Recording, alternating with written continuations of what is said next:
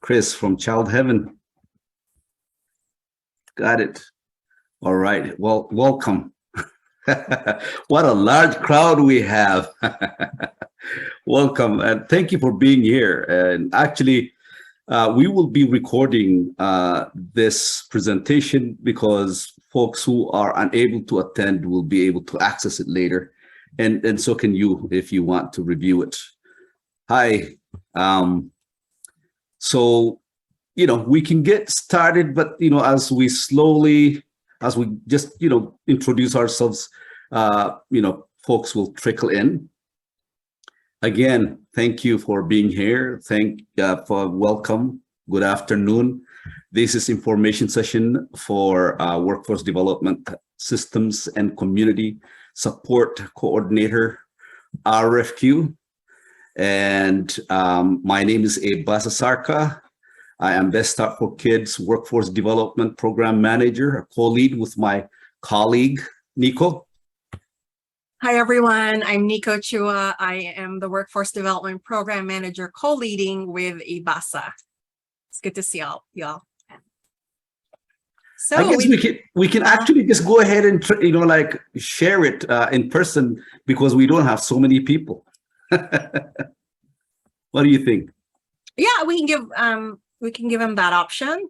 So if you'd like to unmute, you can do that. Or if you'd like to type it to the chat box, we'd love to get to know your name. I know Chris has already put it on there, your name, your role or organization. And if you would name a favorite summer treat, food, or beverage.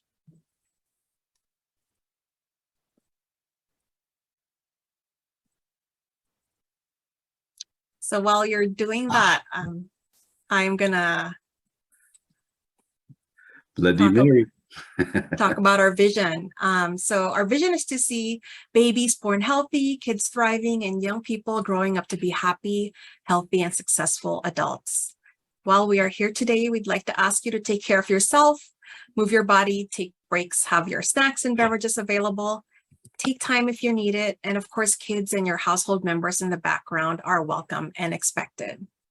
So let's see the chat. So we see Chris here. Hi, Chris from Child Haven. Hi, Betsy. Basa loves coffee ice cream. Betsy likes Bloody Marys. So I grew up in the Philippines and we have the summer treat called a halo halo, and it's just spelled like the word halo, but twice. It means mix. And so it's like a shaved ice dessert with all these jellies and sweet things. You put condensed milk on it and you put ice cream on top, ube and flan. Yeah. I love. Yes. Someday I'll treat you. You don't just need to have it in the summer. You can have it all year if you wanted. But I grew up eating that in the summers as a child. So that's one of my favorite summer desserts. Hi, Phil. Hello, Phil. Ice cream. Yes. Catherine, welcome. Huckleberries. Wow. Yeah. Thanks for sharing that. All right. Well, I'll keep going till we see more people introduce themselves in the chat. So this is our agenda for today. Our first 10 minutes are just arrival and introductions. For the next hour, we're hoping to present our RFQ to you. We're going to give you an overview of Best Starts for Kids, just the three main focus areas in the RFQ. We're going to give more of an overview of the application after that. And you have the opportunity to ask questions as we go along. I am sharing screen, so I might not be able to see your chat right away. It's also possible that we may have to get back to you with an answer, and that's why we ask you to register so we can have your emails if we need to email you with a follow-up. We're hoping that the last 20 minutes of the session will be open to Q&A, and you'll feel free to go on if you don't want to stay for that, but we'll be here to stay with you if you have any additional questions at the end of the presentation. So let's see if there's nothing else in the chat. Thank you all for introducing yourselves. So this RFQ was originally three strategies. I'll just give you a rundown. So it was the infant and early childhood mental health one, and that one was called Infant and Early Childhood Mental Health Supportive Coordination, RFQ. They went live on July 29th and they're closing pretty soon, September 16th. And then we also have ESIT, Early Support for Infants and Toddlers. Their RFQ is called ESIT Strengthen the Workforce. They went live August 26th and they're closing October 7th. And ours, Workforce Development, is called Workforce Development Systems and Community Support Coordinator RFQ. I know that's a mouthful. And we opened August 25th. We're also closing on October 7th, the same time, pretty much the same timeline as ESIT. So I'll pass it on to Ibasa.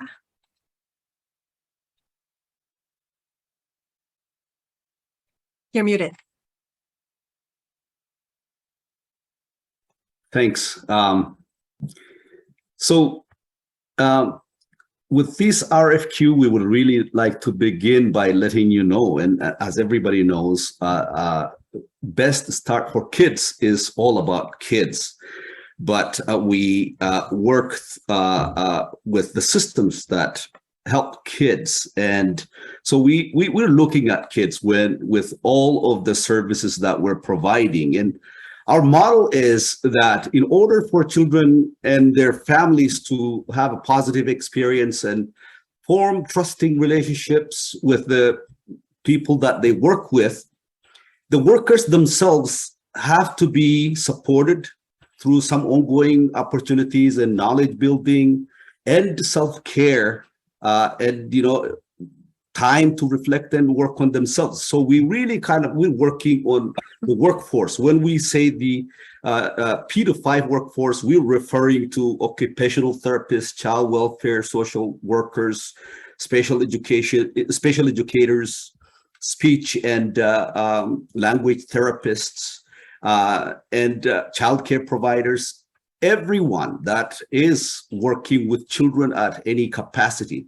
So the wellness of this workforce really not only just trickle down, but actually has direct impact on children and families that are served. So these are who we are referring to as P to 5 workforce in King County. And our emphasis is, of course, building the workforce in terms of knowledge and, of course, self-care, as we said. And we emphasize 3 special areas: racial identity, healthy childhood development, and infant and early childhood health. Of course, we have workshops in all of these areas, but usually it is the combination of 1 or 2 or 3. And we actually call the integration of these 3 and when they are practiced, the transformative practice, right? That's where we're going. So we really are about disseminating knowledge, developing skills, changing attitudes, and supporting the workforce that way. So for this particular RFQ, we have 3 focus areas. And you can use the phrase focus area in exchange with scope of work, if you will. And they are large group workshops, prenatal to 5 strengthening community-based facilitators, and communities of practice. And for whoever applies, then qualified and applies and wins, we call the awarded contractor. The awarded contractor, some of you are already thinking, what is the awarded contractor do and what do the workforce development program managers do? And with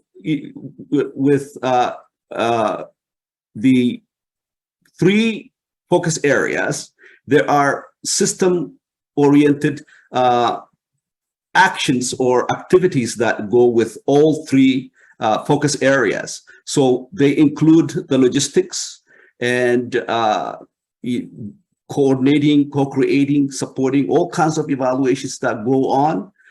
We have interpretation services for all of the workshops that we do, coordinating that. And of course, the awarded coordinator will subcontract with facilitators and others who might be doing the work with us. So all of the payments and invoices are handled by the awarded coordinator. And also we are requesting that the coordinator comes with some specialized areas or specialized expertise and curriculum development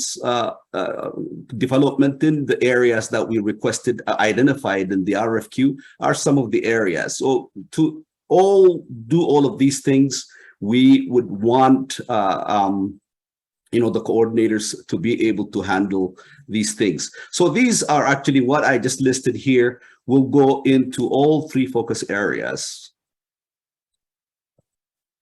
So our first focus area or scope of work is large group workshops. And, most of you are all, if not all of you, are familiar with this one. This is our most common program. And really, this is about disseminating knowledge to the workforce, to P2 workforce in the three specific areas that we identified or integrated version of healthy childhood development, racial equity, and infant and early childhood mental health. And the purpose of large group workshops is really to build and strengthen knowledge and skills, as I said, to change attitudes, to promote shared community healing, and to actually promote the overall mission of King County's the Best Start for Kids mission that Nico stated earlier. Safe, healthy, and thriving children, regardless of what their background is. And the awarded coordinator in here is going to help us to plan, schedule, and run from between 12 and 15. It could fluctuate, large group workshops per year, managing all of the attendance and registration, and then attendance. We have this wonderful website that WestEd, the current systems coordinator group that has coordinated to build for us, and it's an excellent system. So using that system, we would like the awarded coordinator to coordinate registration and attendance of all the workshops, and supporting the attendees and the P2 group workforce in multiple areas of growth. Actually, we'll identify a few of them a little later, and make sure that all of the BSK values are integrated, and all of the specific areas that we're focusing on are integrated with good integration, integrity, working with us. And our second area, focus area, is the prenatal to 5 strengthening community-based facilitators. This one is really about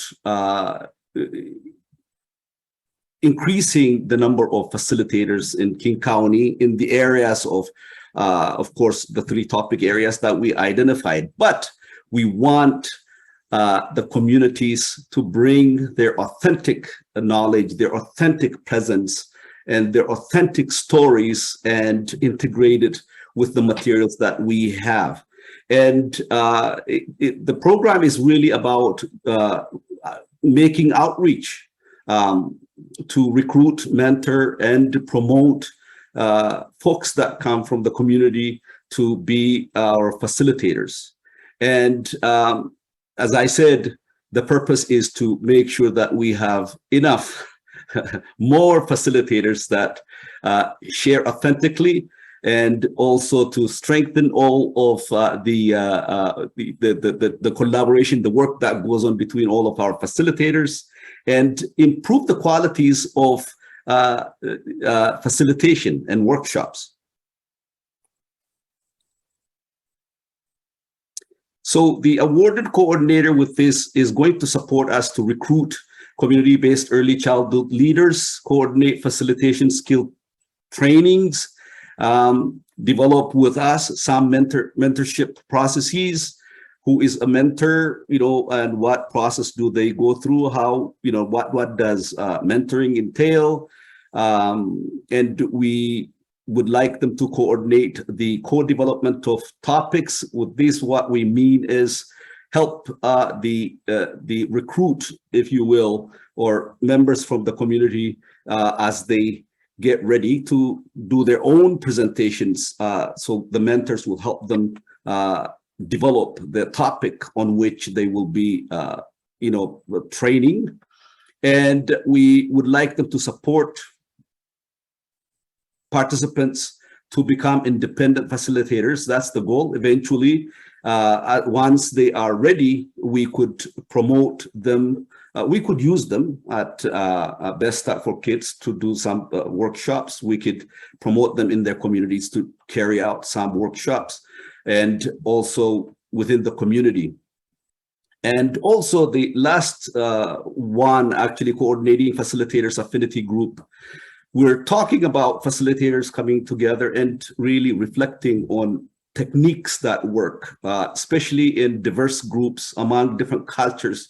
What is learning? How do we promote something that is inclusive, that is interactive, that is open, engaging, and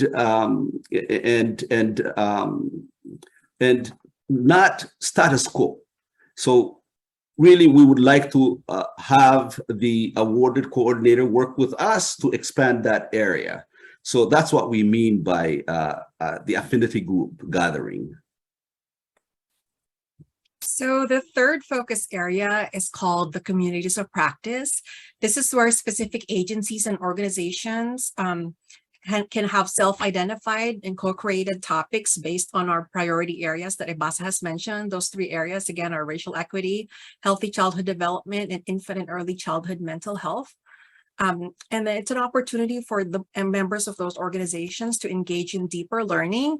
The group sizes are moderately sized, about 20 to 25 people, and it's scheduled monthly, just to make sure they have that reflective engagement and they have a relationship building environment. So as for the roles, we're hoping that our awarded contractor will be able to conduct an RFQ for facilitators, that they can also co-develop the curriculum for these communities of practice. We're going to make sure that they ensure our Best Start Kids priorities are reflected. And we're also going to ask them to be able to do a small scale data analysis. So what are the minimum qualifications for the awarded coordinator? We're really looking for 3 years of experience with complex project management or systems coordination and the capacity to subcontract with multiple facilitators. We're looking for 1 year of experience promoting the well-being of young children and families, delivering adult education, and implementing equitable and culturally relevant approaches. This is going to be answered in question number 1 as an optional attachment. They could either fill the text, add an attachment, or just include an attachment for this. Any comments or questions so far? Looking at the chat, we haven't had anything so far, so I'll keep going. So what are some things that are important to know? We're looking for 1 contractor to do all 3 focus areas: the large group workshops, the prenatal to 5 strengthening community-based facilitators, and the communities of practice. It is going to be a 3-year contract with a maximum of $800,000 per year. So that is a max of $2.4 million over the 3 years.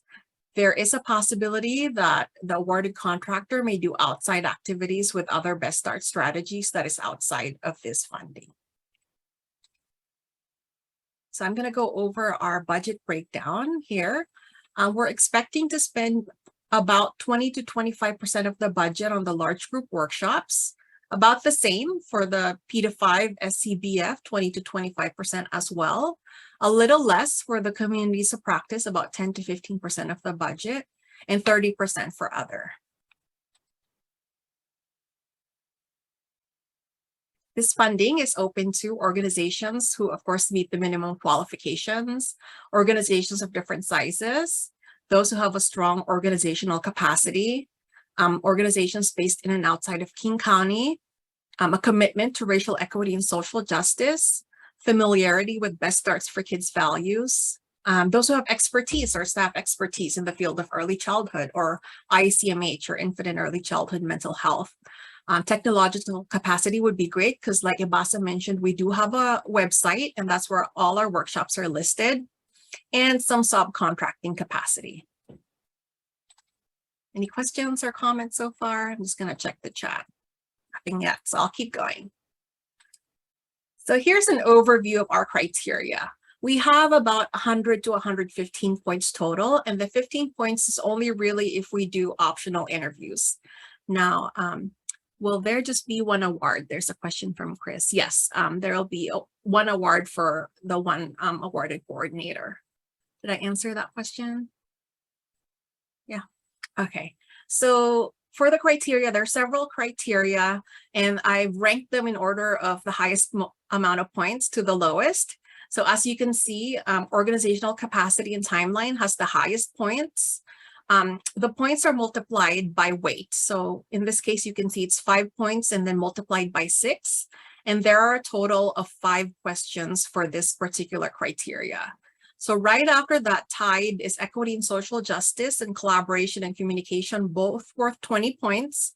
They both have the same weight, 5 times 4, and they both have 3 questions. Below that is expertise and approaches to workforce development. That's only worth 15 points, but there are 3 questions for that. Budget and fiscal is 10 points, but there are 4 questions, and those might include some of your attachments. And finally, data collection is worth 5 points and has 1 question. The minimum qualifications are worth 0 points and are just a requirement to move through the other criteria. And like I mentioned, in case we decide to do interviews, that will be worth 15 points, and the number of questions is still to be determined. Questions or comments? Okay, we'll keep going. So here are the required attachments. So the numbering on the required attachments is incorrect on the RFQ. These are the 4 to 5 attachments that you need. The first is the demonstration of the minimum qualifications. That's optional. And you'll need the staffing plan, the work plan timeline, organizational chart, and 2 years line item budget. We don't have any templates for this, so you can feel free to present it in any way you see fit. We have a character limit of 4,500 characters per question. Comments, questions? Okay. So we have a couple of technical assistant providers in the call today. I'll let you introduce yourselves in a moment. I'll go through the slide first. So we have free technical assistance available to support applicants with their application. You can initiate a new TA request through September 30th. I know in our RFQ and in the blog, it's September 23rd, but the actual date, you can still request it up to September 30th. So apologies for that.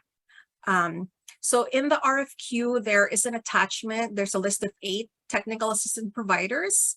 Your organization can choose the one that you see fit. If it's not a fit, you're welcome to contact other TA providers, but we just ask that you give them 24 hours at least to respond to you. So I'm going to ask Catherine first, if you could unmute and introduce yourself. Yeah, hi, good afternoon. I'm Catherine Valenti. I'm one of a team of your trustee TA providers. Please, we're free. We can really do a lot. We offer a lot of services, the same menu, roughly the same menu across all of us, but it's a fantastic service to providers in our experience in just providing that extra support, those fresh eyes, the new thinking, the reading against the criteria, like, right, you're totally on with this one, or you're a little off key, you might want to think this. So it's a free service and a real benefit. So take advantage to whoever on that list is a good fit, and it's great to see you. Thanks, Catherine. I'd like to call on Betsy, if you could introduce yourself as well. Sure. Hi, everyone. I'm Betsy Archambault, and I'm part of the RHL consulting team as part of your TA folks. And pretty much everything that Catherine said. It's a great service. We all are really skilled in writing grants and the storytelling and looking at the budgets and looking at how well your answers align with the reviewing criteria. So please feel free to support or to get support by contacting any of us. We're super happy to be here to support you. Thank you, Betsy. I appreciate you both introducing yourselves. We have a question. If applying for 3 years, do we need to submit a 2-year or 3-year budget? I believe, Monica, it is a 2-year. Just going back to the slide, 2 years line item budget. Awesome, thank you. So I'm going to pass it on to Ibasa to talk about data and evaluation.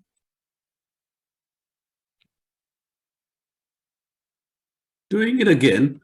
All right. So we really go by we value data to to guide the work that we do, and the awarded coordinator will have to have some capacity and ability to do some data and evaluations and data collection and performance measurement, and at all of these at the individual level, qualitative and quantitative data. And in Best Time for Kids, we are interested in answering 3 main questions. How many people or agencies have we served? So the number counts first, and then how well did we serve them? How well they served with the program that were provided? And the third question is, how well are they because of the service that were provided to them? So in order to really make sure that we address these, the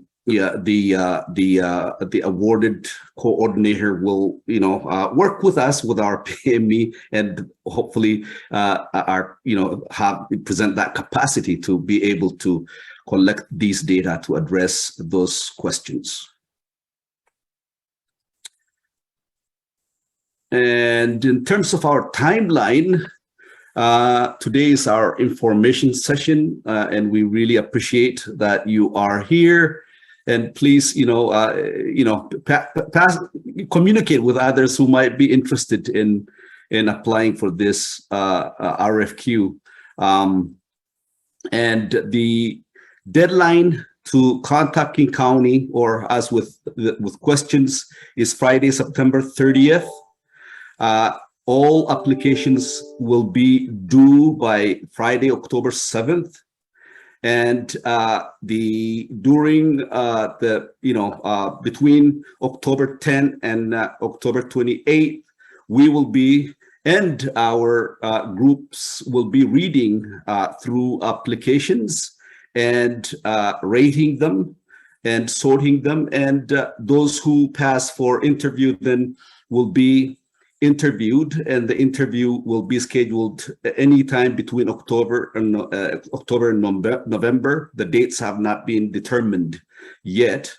And after the interviews, those who or one that wins will be offered the contract, and the contract process will begin. And the contract will be offered in November, and the discussions will continue November through December. And hopefully all of these things really work out nicely so we could get the contract in and get started in January. So you can see the time crunch here. And so hopefully we'll be able to work through it, collaboratively together. Go ahead. And we just wanted to shout out, actually, that our colleagues are going to have the information session on Thursday, September 8th. So, we hope you will be able to attend from 11 a.m. to 12:30.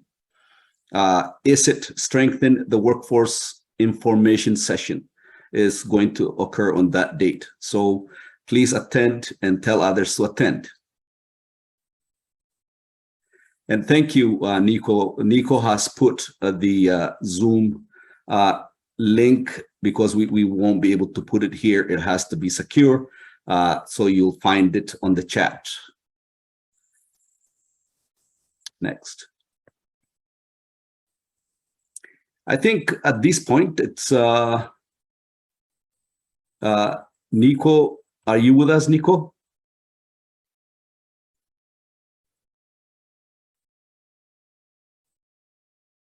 Okay, I think Nico froze, and until she gets back, the last the last slide is really questions and answers. If you have any questions from what we just discussed, any comments, this will be your time.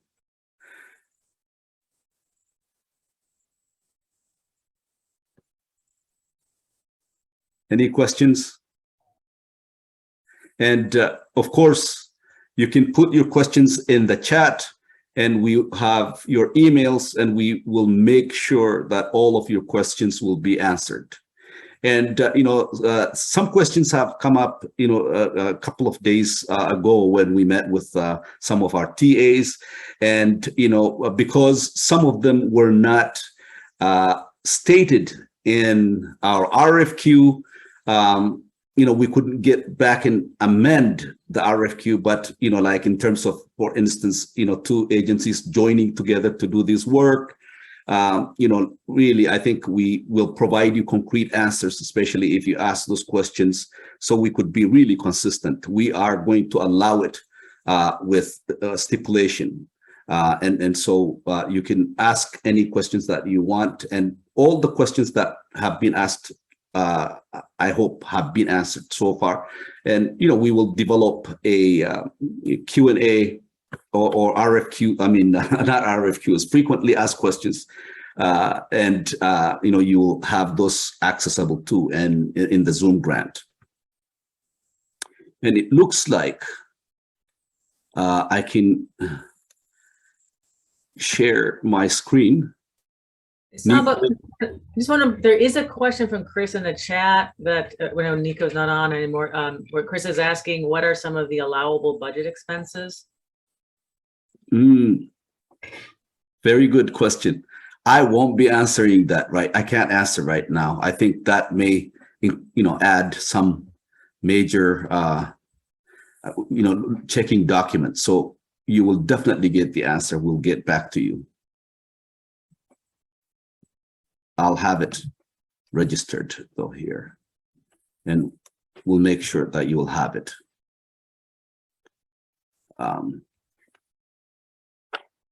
Allowables.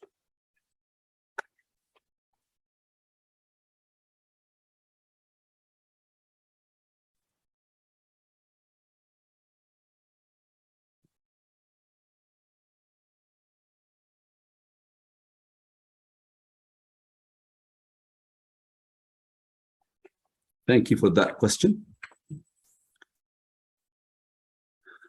Any other question?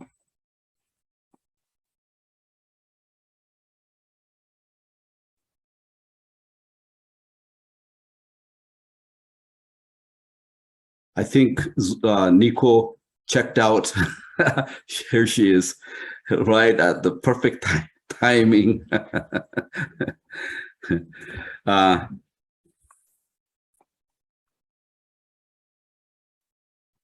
I do apologize. My computer shut down unexpectedly. So I had to, it just shut down completely. I'm sorry.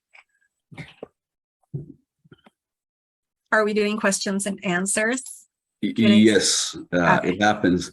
There was a question, if you know the answer to, what are some of the allowable budget expenses? Do you know the answer to that? I don't know it off the top of my head, but I can get back to who asked that question. Yeah, Chris did, and that's what I said too. Okay. Okay, we'll look and we'll send you that answer, Chris. Thank you for asking that. Any other question?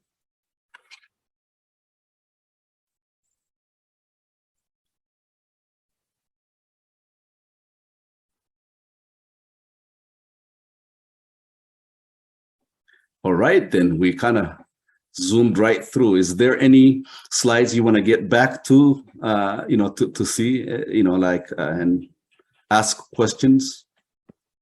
So the slides are going to be available to the public also. This is a public event. That's why we're recording it.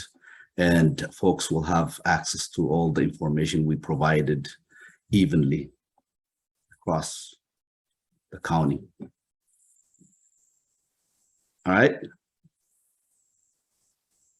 Okay, then. Thank you so much for coming. We appreciate your attendance.